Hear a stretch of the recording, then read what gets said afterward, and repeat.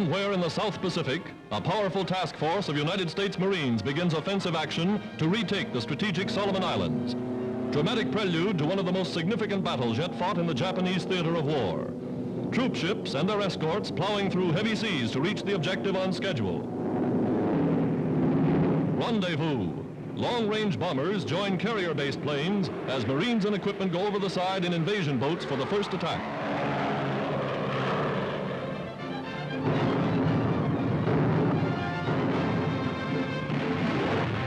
Until the exact second set for departure, landing boats circle the rendezvous as ship batteries lay down a withering barrage of flaming steel.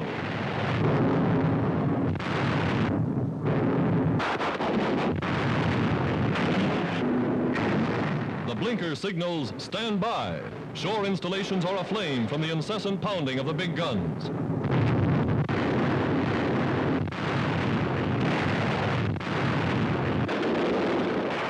Coming ashore in waves, they swarm across the beaches and immediately begin to dig in.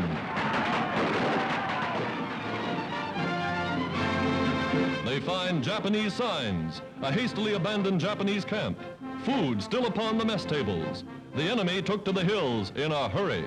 An amphibian patrol bomber is first to land upon the enemy airfield as the United States flag is hoisted above the first territory to be retaken from the Japanese.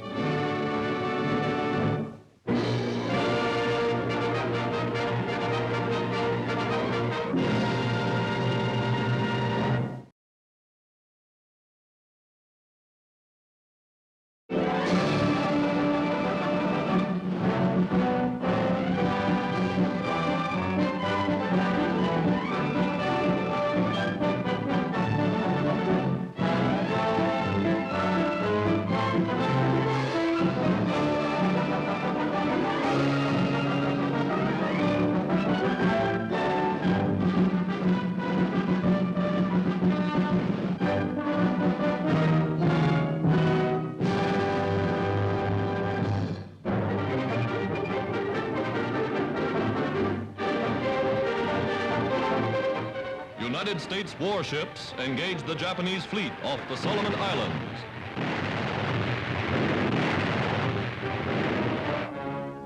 The Japanese came from the north. Their main objective, to retake Guadalcanal Island and its strategically important airfield.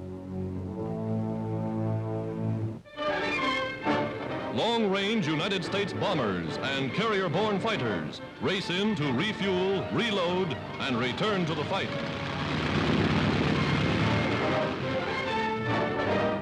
From Pearl Harbor, Hawaii, United States Admiral Nimitz directs the grand strategy of attack. To Vice Admiral Halsey, aboard the flagship, came word of a huge Jap troop convoy.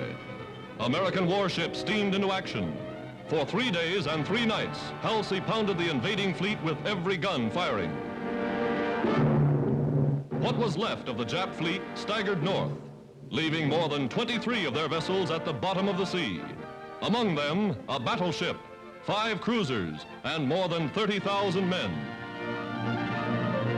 Along the sea lanes from Australia, United Nations convoys pour a steady stream of fresh troops and equipment.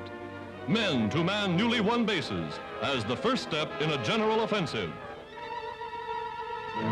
In personal command on the land front, General MacArthur orders crack divisions of United States mechanized forces into action.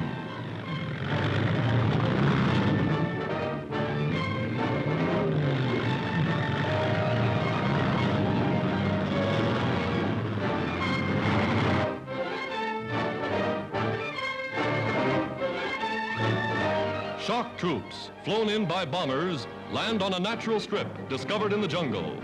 Their job, to flank the Japs retreating toward Buna, main enemy stronghold in New Guinea.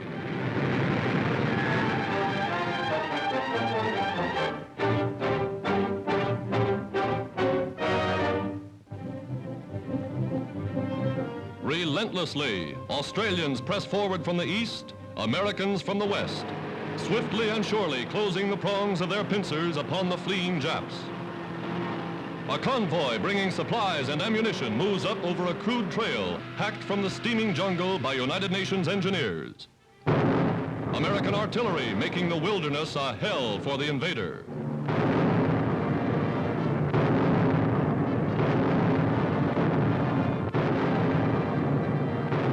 Doggedly, efficiently, United States infantrymen track down the Japs. Flamethrowers test their weapons, smoking out the enemy wherever he may be lurking.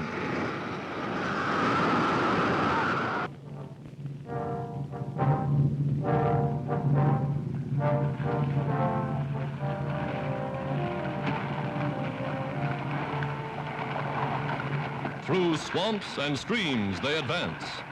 After months of bitter training, planning, and preparing, American soldiers are on the offensive.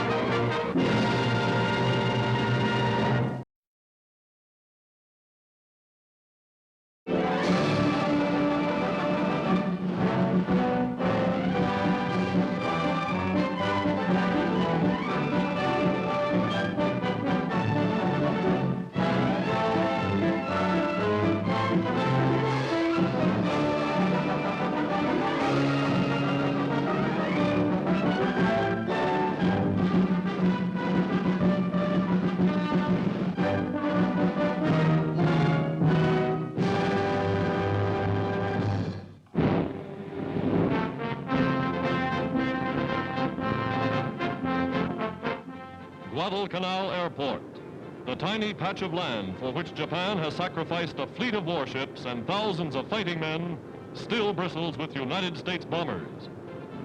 For the forces that control Guadalcanal command the approaches to Australia, hold mastery of the skies over the vitally important Solomon Islands.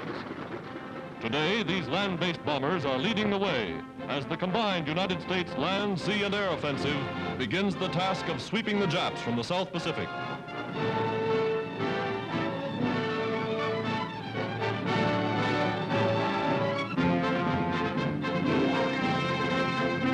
No armchair commander, Admiral Nimitz comes all the way from Hawaii to decorate Major General Vandergrift, whose fighting Marines captured the airfield from the Japs and held it against all odds.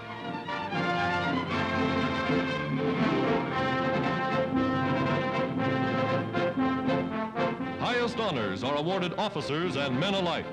Majors, captains, privates, they've proven themselves in the test by fire.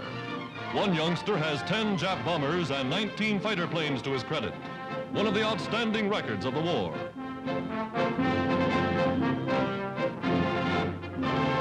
These are the men who bore the brunt of the battle. Now, with reinforcements newly arrived, they're ready to push on. Marching single file, long columns of fighting men stream across the island in pursuit of the enemy. Once the little men of Nippon were in complete control here. Now they're on the run.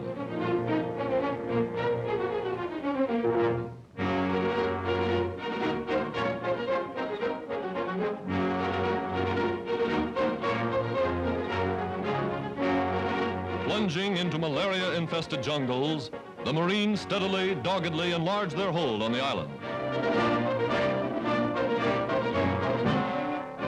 At an advanced base, they enjoy their first rest in weeks.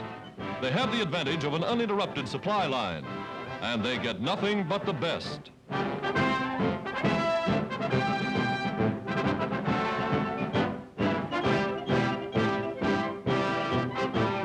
Marines take no chances on being surprised by roving Jap patrols.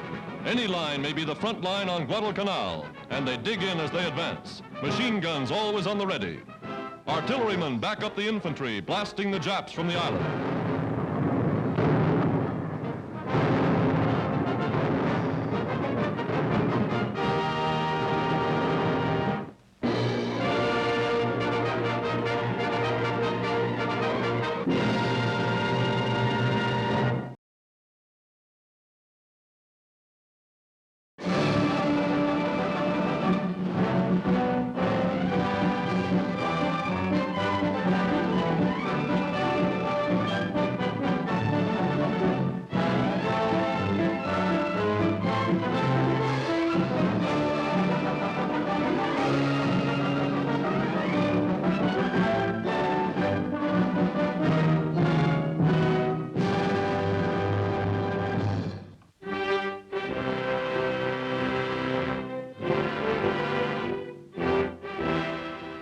Peterson Airfield on Guadalcanal is the most hotly contested strip of land in the South Pacific.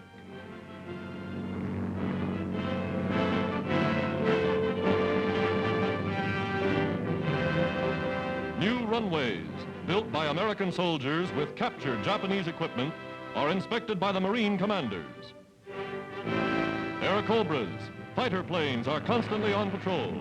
For 5 months, the Japs have tried to win back this vital outpost. But their transports, bombed and beached, lie wrecked on the sands of the Solomon Islands.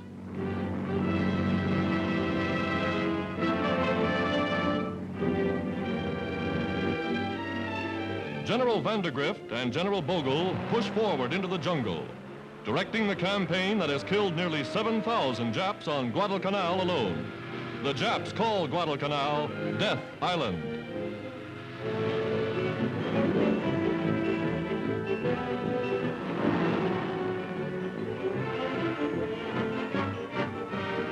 Supporting the infantry, the Marines' big amphibious tanks bring up supplies over any road, or through no roads at all.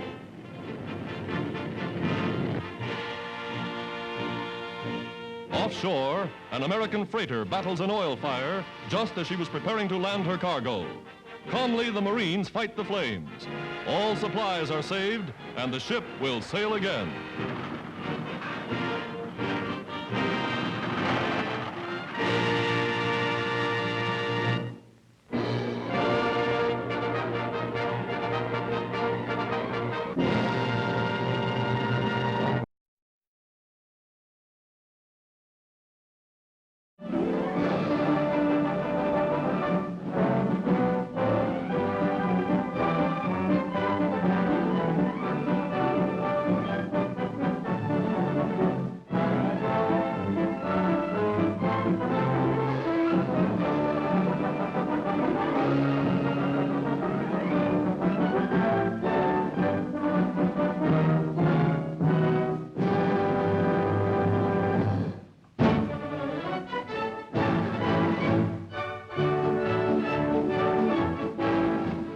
Economic Administration and the Army Service Forces now operate special produce farms to provide fresh vegetables and fruit for American troops on Guadalcanal and nearby islands. Watermelons, a real delicacy, are among the variety of good things which are grown and transported to men in the jungle interior of the Solomons.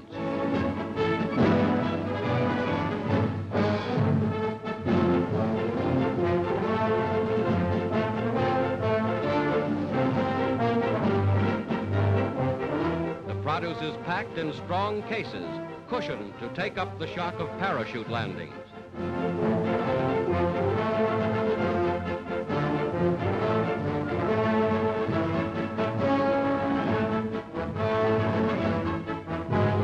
An Army transport plane carries them to distant areas.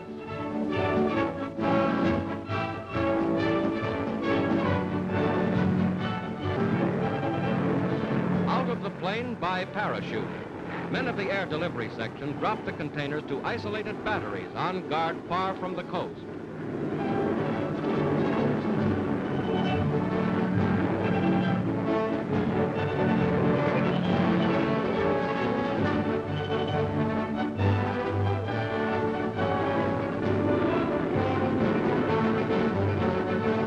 This outpost patrol on the fighting line, watermelon is a welcome gift from the skies. In the first of many Pacific Island groups from which the enemy has now been driven, a brief, happy respite from battle.